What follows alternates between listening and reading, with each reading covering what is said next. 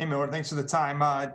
Today marks 1 year. I talked to Nick and DJ about this of Tua going down and getting hurt against Mississippi State. What does it mean to you to see him come back in the story and now 3-0 with the Dolphins? Have you been watching, and what does it mean as a former teammate of yours to see I mean, that? that's so awesome. Anytime it's with, especially with one of our guys, to see him persevere through an injury, it hits home close to me. And especially we've seen guys like Sean Dion that happened to, and now where he is. And now you got 2-3-0 with the Dolphins, playing really good football. It says a lot about the type of guys that come out of this place, that they persevere and continue to work, and I'm so happy for them. Charlie Potter, you're up. Hey, Miller, just sticking with that quarterback trend, what have you seen from Mac this year and what he's been able to accomplish? Does that surprise you at all? It doesn't surprise me. I know it surprises a lot of people, especially on the outside. I don't want to just call all you guys out, but I know a lot of people didn't see that from Mac Jones, and we have for the past 2 or 3 years, the way he's worked and prepared and turned himself into one of the premier players in the country. So I'm proud of him. He's got to keep working, and I'm excited to see what else he can do. Chase Goodbread, go ahead.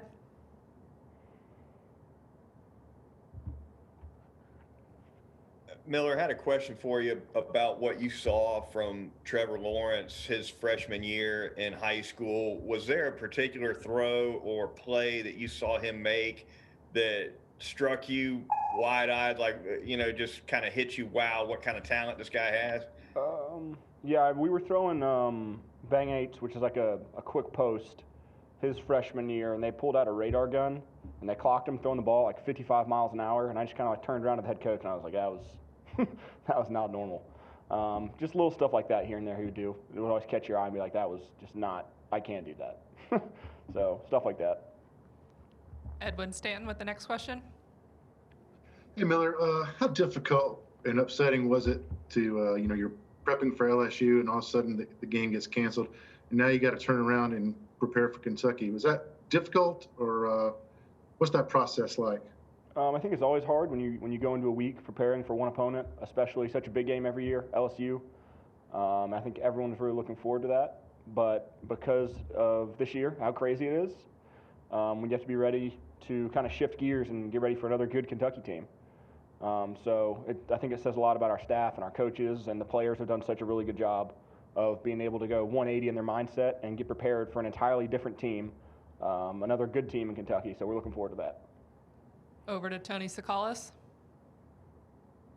Miller, somebody that catches passes yourself, how would you evaluate Naji Harris's receiving and just what he brings to the receiving game? And then also, how does that kind of help open up things for you as well to do your job? I think it always helps when you have guys like Mechie, and I've had Waddle and Smitty outside catching balls. I hope they just double everybody and nobody covers me. That's my perfect world. Nobody covers me. They double team everybody else. But Najee's he's great. He's great running the ball, and obviously, as you guys seen, he's great catching the ball out of the backfield. And it's been a big help for our offense to kind of open up an offense with Naji catching the ball is really big. So hopefully we'll see that more in the next couple weeks. But he's very, very talented, as you guys have seen. Michael Costagrande, go ahead.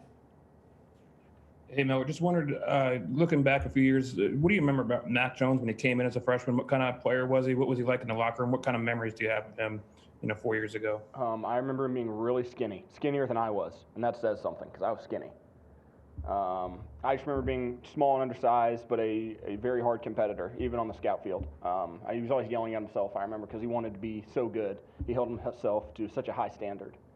That's something that really sticks with me, and I think has led to his development. Being such the player he is now is because he holds such a high standard up for himself. So not only in the way that he plays, but in the way that he leads. That's you're hearing the respect of a lot of guys early from that. Mike Rodak, over to you. Yeah, Miller, you touched on it a minute ago as far as having to take a 180, in the schedule potentially changing. And the way that it's set up now with the SEC, they can change opponents on you up until Monday night of each week. Just how does that affect you on Sundays and Mondays, potentially having to watch different teams or prepare for different teams other than the one that's on the schedule that week? Yeah, obviously that makes game planning pretty difficult. But if we kind of go with, I know it's cliche to always say, Coach Saban says, but we want to be 1-0 every week, and we're going to play ourselves. So if we play to the best of our ability, it shouldn't matter who we're playing. So yes, we have to game plan, get ready for this defense, and it brings new challenges every week. But if we focus on what we need to do continue to get better at our craft each week. The tight ends get better at theirs, the O-line get better at theirs, the D-line better at theirs. Then at the end of the day, it shouldn't matter who we play. We should be able to line up on Saturday and play whoever. That's the goal, at least. We're going to go over to Cecil next.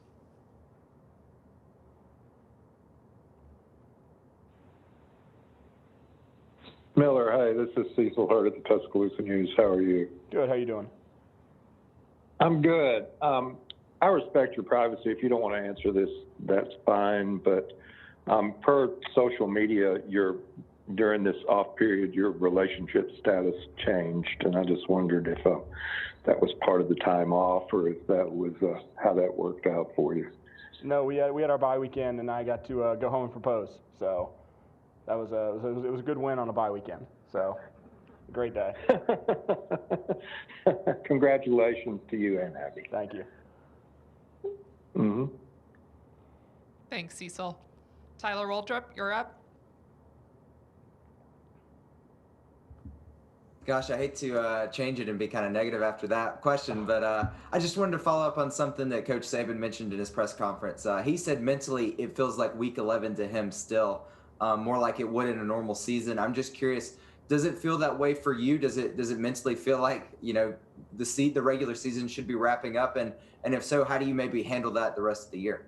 Yeah, I think everyone's mental clock, especially if we played here for the past couple of years, where we would be this time of the season. We had an elongated, a weird camp, and obviously a weird summer, but I think it's just one of those things you have to adjust to. This year is unlike any we've had, any the coaches have had, or anywhere else. So I guess it's kind of just who can adapt to it the best. But no, our older guys like myself will all look back like, wait a minute, this is not where we would be regularly.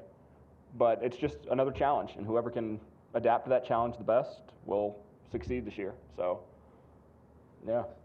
We have time just for a few more. James Ogletree, go ahead. Yeah, Miller, kind of along the same lines with Mac, and you mentioned, how he earned all the guys' respect with the way he set that standard for himself. What else were the people outside of the program who maybe doubted him or wondered what he could become? What were they missing about him? What didn't they get to see? And what kind of improvements have you seen from him on the field as a passer over that time that you've spent with him? Well, something to the outside voices, I guess we'll say, is that Matt came in as a little white kid, 3-star recruit from Jacksonville, and so automatically you get put off. And he came here not a big name, and everyone just assumed he would get rolled over in the list of big names. And Bryce Young's done a fantastic job. I'm proud of the way he's developed and continued to grow and will be a great player.